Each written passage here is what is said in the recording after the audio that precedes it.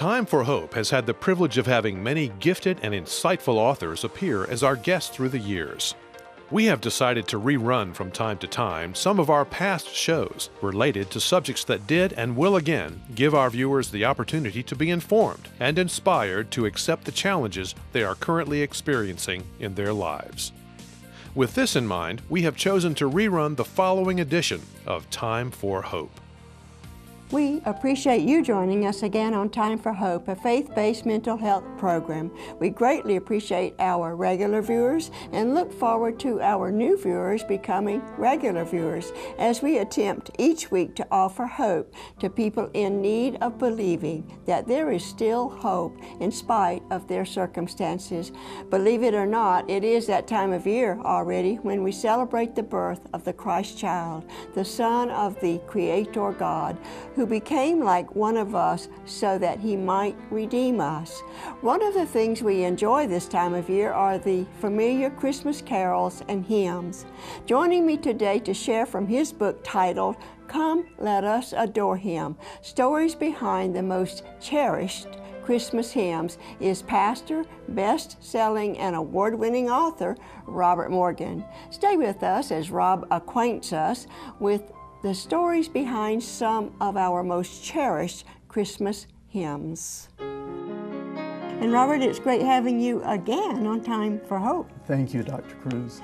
You have been one busy man since I saw you last. I saw all of the books that you now have in print, and you're pastoring a church still also, aren't you? Yes, the Donaldson Fellowship in Nashville. It's a wonderful congregation, and doing some writing, and a lot of what I preach ends up in printed form, and so we just have a good time and trust the Lord to bless it.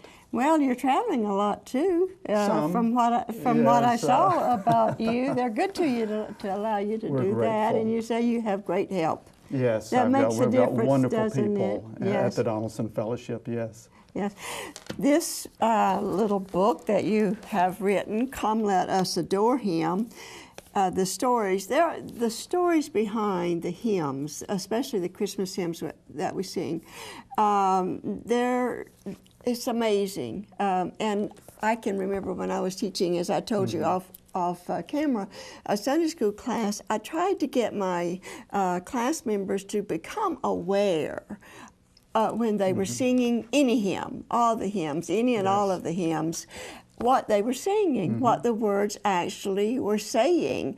And then, of course, to learn the stories behind the hymns and then pay attention to the words, it becomes a wonderful combination, and especially this time of year with the hymns that we've been hearing. Some of these I've been hearing all my life. How about you? We know them, yes, we know them well, don't we? And we treasure them. I think they're special because we only sing them for a limited amount of time, and then they're sort of put on the shelf again for another year. But when we get them out, they're as fresh as ever. Don't you think, really, some have suggested that some of these could be sung all year. But I think it would take away from the specialness of them if we did that, don't you? Well, we're used to the melodies. We hear those melodies. Now, there are times when, even at our church during the year, we'll sing, Oh, Come, Let Us Adore Him. Joy to the World is actually not even a Christmas carol. It was written by Isaac Watts based on Psalm 98 and has more to do with the second coming than the first coming. So, of the first coming of Christ or the second coming of Christ. So it's sort of appropriate all year long. But we kind of reserve them for Christmas because we like that time of year and we love these songs. The tradition of singing Christmas carols goes all the way back to the Gospels, to Mary's song and Zechariah's song, and the song of the angels in the skies over Bethlehem. Glory to God on the highest, and on earth peace, goodwill towards men. So it is our oldest Christmas tradition is the singing of songs celebrating His birth. You also have mentioned, and you seem to be very fond of Martin Luther. There wasn't much Luther didn't accomplish in his lifetime, was there? And you've got him connected with these Christmas hymns also. Well, absolutely. Luther has a lot to do with the way we celebrate Christmas today. Luther lived in the early 1500s in Germany. For 1,000 years, people in Europe had not really sang hymns in the churches. The singing of hymns in the medieval church was sort of frowned upon by congregations. The priest and the choirs sang, but congregational singing was not done a great deal. And one of the reasons was around the year 400, there was so much heresy that was being spread by song that church councils discouraged and even outlawed or forbade the singing of hymns by congregations in order to try to keep down these heresies that were spreading musically. So Luther was determined to get hymn singing back into the vernacular and back to the people of Germany. And so he wrote some of the hymns, and then he set other people to writing hymns. Of course, he wrote the great "A Mighty Fortress Is Our God." But one of his Christmas songs that we still sing is from heaven above to earth I come. He wrote that for his little son Hans, and it was sung every single year at his house in Wittenberg. And it was Luther who also began to bring some of these traditions that we associate with Christmas into Germany and into the German church. And when Queen Victoria married Albert from Germany, he brought some of those to England. And so in a way, the Christmas customs that we celebrate today come from England via Germany because of Martin Luther. And so he has a lot to do with our Christmas carols and the way we celebrate Christmas. Well, I certainly appreciate Martin Luther. He's one of my favorite people in the history of the church. Yeah. It isn't just studying the history of the church. It's just a joy to study the history of the church, and you're relating so much of that along with this. Well, it is the most interesting slice of history because it's not only what people did, but it's what God did through people.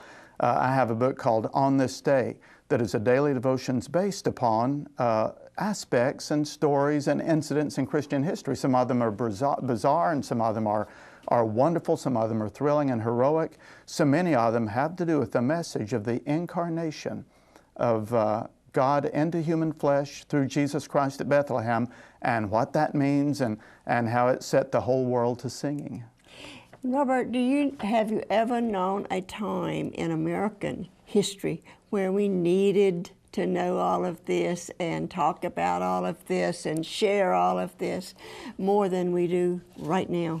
Well, see, Christmas is the one time when even non-Christian, secular, heathen, pagan, maybe even wicked people end up singing about Christ. And they go in the shopping malls and there's still Joy to the World playing in the loudspeakers. And so it is a time for sharing the gospel of Christ that you don't have at any other time. And the only comparable period in American history to this was the late 1700s, which was a very secular time. There were very few Christians. Christianity was at low ebb in America.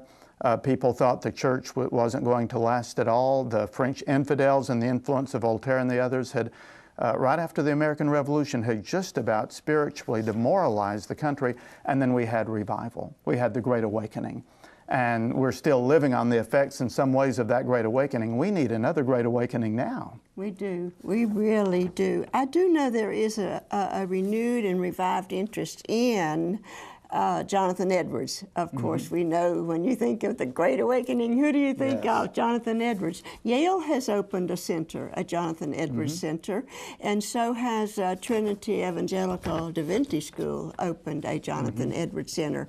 And so, yes, we need another Great Awakening. I wonder if the Lord could bring him back and let him preach something like sinners in the hands of an angry God again. I believe we are going to have a revival. I know the young people in my church are on fire for the Lord, and I think we're going to have a new generation that comes along and does great things. I really think we're going to be forced to seek the Lord for revival, don't you? Yes. So let's move on. So we're talking about the Christmas hymns. Where did they come from? And then their origin. Let's talk about the oldest one that you've got recorded. Well, our oldest carols, as I mentioned, are the ones from the Nativity Canticles in the Bible. There was the Song of Zechariah, the Song of Mary, the Song of Simeon in the temple, the Song of the Magnificat, but particularly the Gloria in Excelsis that the angels sang. Wouldn't you have loved to have been there and looked up in the sky and seen that heavenly choir and heard them singing those carols? So that's the origin of Christmas carols. One of the oldest non-biblical or post-biblical hymns that we have was written by a man named Prudentius, Aurelius Prudentius, who was a governor and a leader in the Roman world until he was about my age. And then he retired and began writing Christian poetry. And Prudentius wrote this marvelous hymn. It is my favorite Christmas carol. Of the Father's love begotten, ere the worlds begin to be. He is Alpha and Omega, He the source, the ending, He of the things that are, that have been, that evermore will be. And it's a very probing, powerful song. And it's being rediscovered now and sang more and more. And it is set to an old melody called Divina Mysterium, which is 1,000 years old. It's sort of a haunting melody. We sing it every year at our church on Christmas Eve, Of the Father's love begotten, by Prudentius. And of all of the hymns and of all of the carols, I think that may be the very most special. And it's one of our oldest as we go back into Christian history.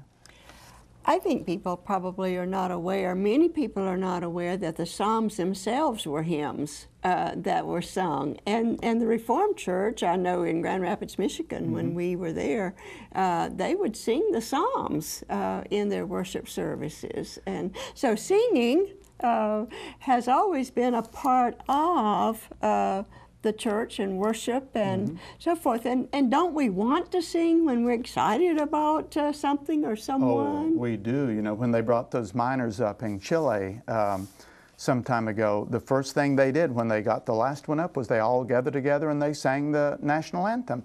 At times of great excitement and celebration, there is something within us, God has put it there, that makes us want to sing. And that's particularly true at Christmas, because the greatest of all of the truths is Emmanuel, God with us, that God became man and came on a redemptive mission. So when you begin to see the significance of that, then you want to burst out in song. And when it is songs about the coming of Christ into this world, we call them carols, and they are just so beautiful, and they go back in our memories to our very earliest days, and I think that's why they are so precious to us.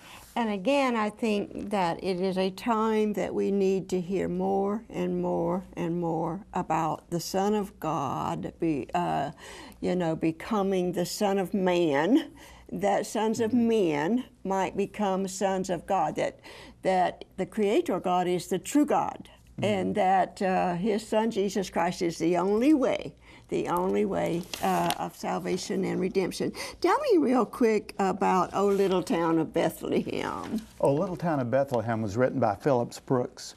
Phillips Brooks was another... Puritans while we've been sitting here talking about these hymns.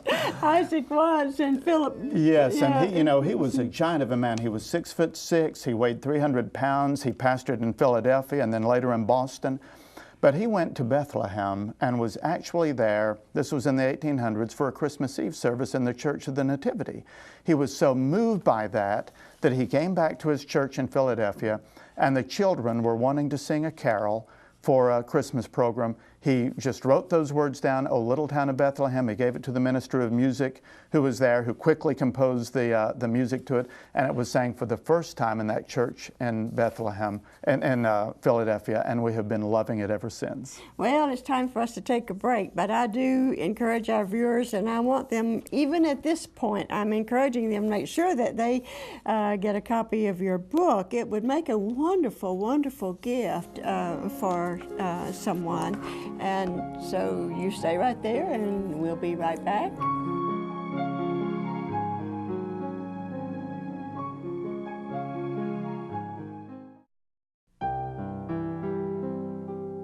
It has taken centuries to bring the combinations of secular and religious celebrations and traditions together so that we have what we know and celebrate today as Christmas. There are those who try to detach themselves from observing it altogether, believing it to be a heathen holiday with only the trappings of a Christian celebration. Others do their best to keep their focus on the reason for the season, believing it to be celebrating the miraculous birth of Jesus Christ, the Son of God, coming into the world to redeem His people from their sin. And then we will find others merely going along for all the fun, parties, gifts, and other festivities connected to the biggest and brightest holiday of the year. referring to those who attempt to detach themselves from observing Christmas. We must conclude that it is impossible to do this entirely, unless you can tell the world to stop so that you can get off and catch it again after the first of the year.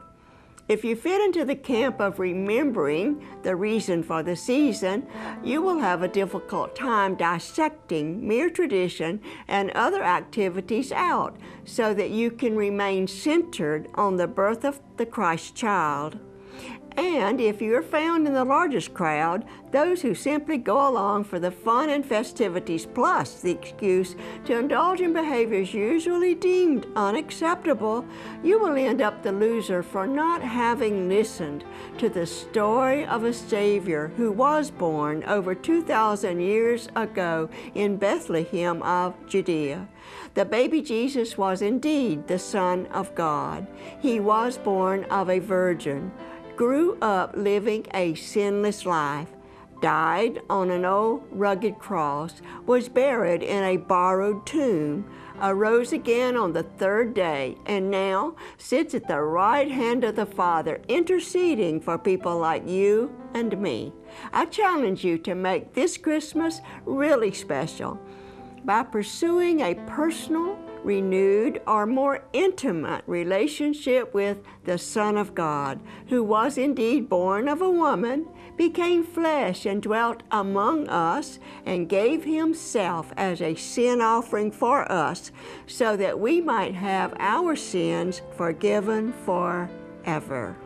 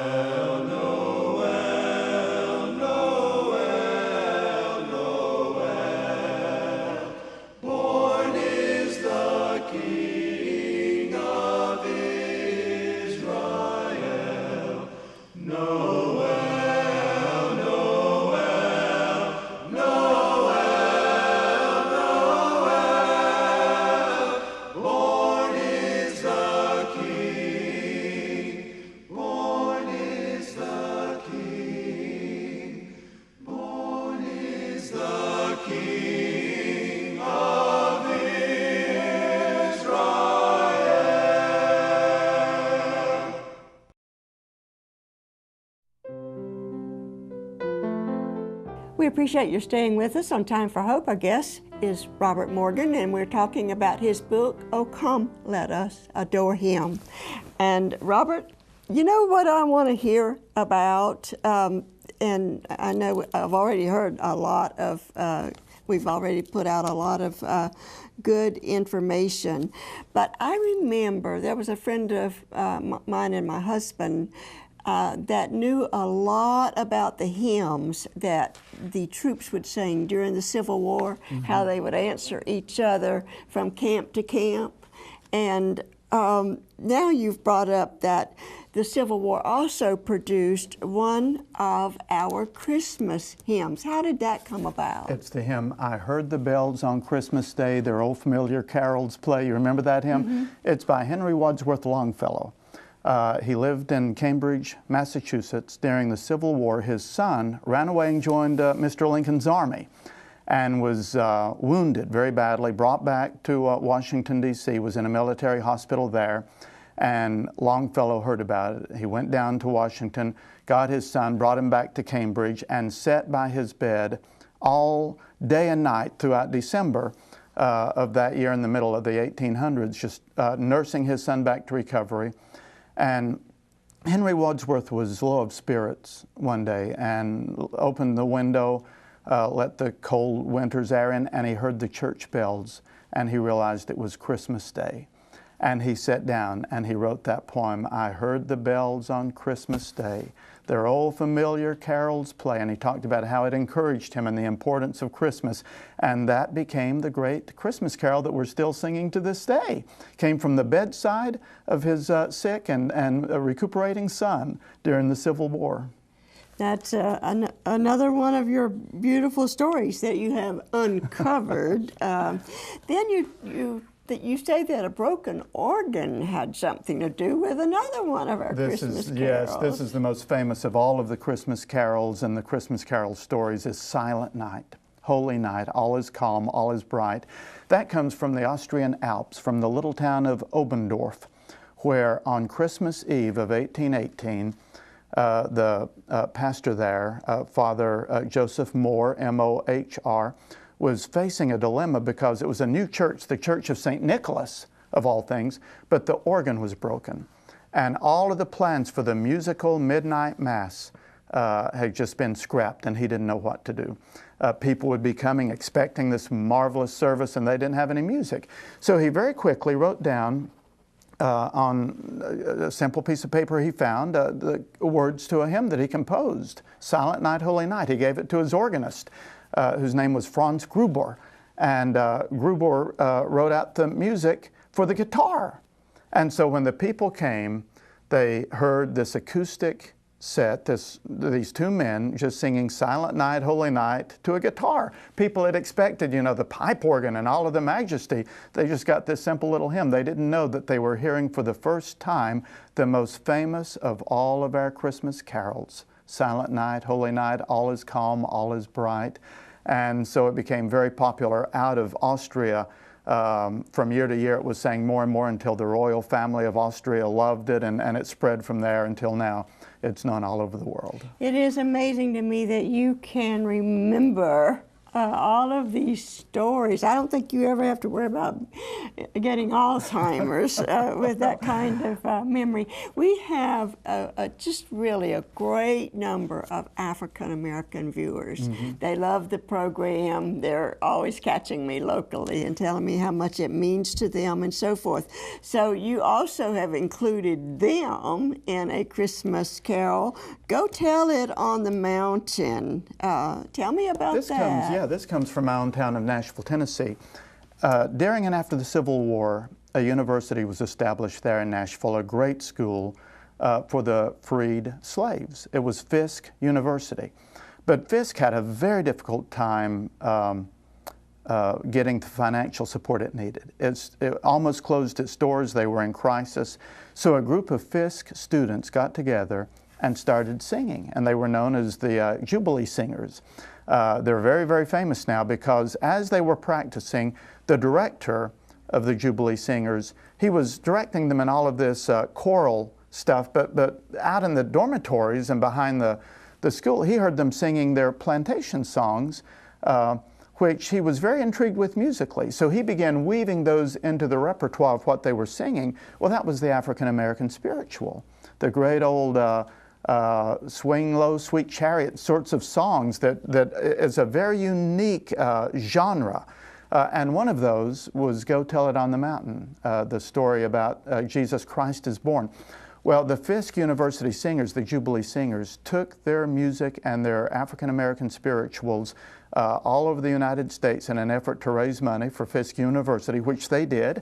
They were invited to Europe, but it was their singing of the spirituals that just enchanted really the whole world and invented or at least popularized this genre of music, which before then hadn't been known outside of the South and outside of African American circles. And the one Christmas carol that comes out of the spirituals, which we're still singing today, is "Go Tell It on the Mountain that Jesus Christ is born." I bet you no one can sing it like they can.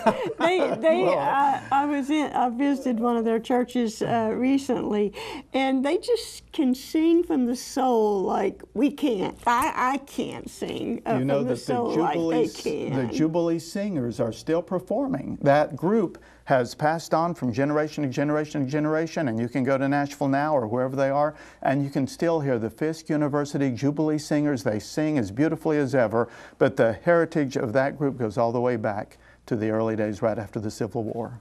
I'm glad that we were able to go from so many different directions in talking about the origin of these hymns and where they came from. Robert, you have done just an extraordinarily good job in your book. And again, I encourage our viewers to think of it as getting it as a gift for someone or for themselves, either one. And with so many books out, I've got a feeling you'll be back on Time for Hope. Thank you so much. And we do appreciate you and your ministry. My and pleasure. May the Lord bless you, and may the Lord bless you. And we hope that you have gotten a blessing, and you can still get a greater blessing if you'll make sure that you get one of Robert's books. And also, I want to share a letter from one of our viewers. We get such great letters into Time for Hope, and it's they share with us the ministry that we share with them. Dear Dr. Freda, this ministry is such a great blessing and inspiration to me and my family. You and your ministry are in my prayers and thoughts. And then I have some words from another letter. Dear Dr. Freda, I love your encouraging program, Time for Hope. You always provide encouraging, uplifting, and informative information to help me in my Christian journey, and that it couldn't be said better. That's exactly what we see as our vision and mission for Time for Hope. It's that time of year again, believe it or not. Christmas music and songs are being heard everywhere we go.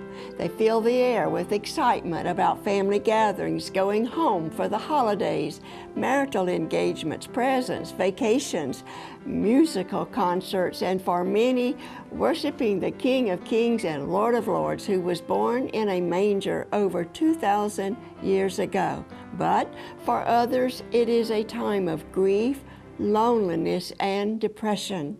It is my prayer that my guest and I have been able to spread excitement and hope throughout our viewing audience. This is the vision and mission of this ministry, not only during the Christmas holidays, but throughout the year. More and more of you are joining us in carrying out our mission of providing hope to those tempted to believe there is none. Maybe you could cheer someone up by giving them one of our guest books, and you can certainly bring cheer to us at Time for Hope by sending a gift to this ministry. You may call us at 1-800-669-9133 or write us at Post Office Box 2169, Spartanburg, South Carolina 29304, and our website is always available at timeforhope.org.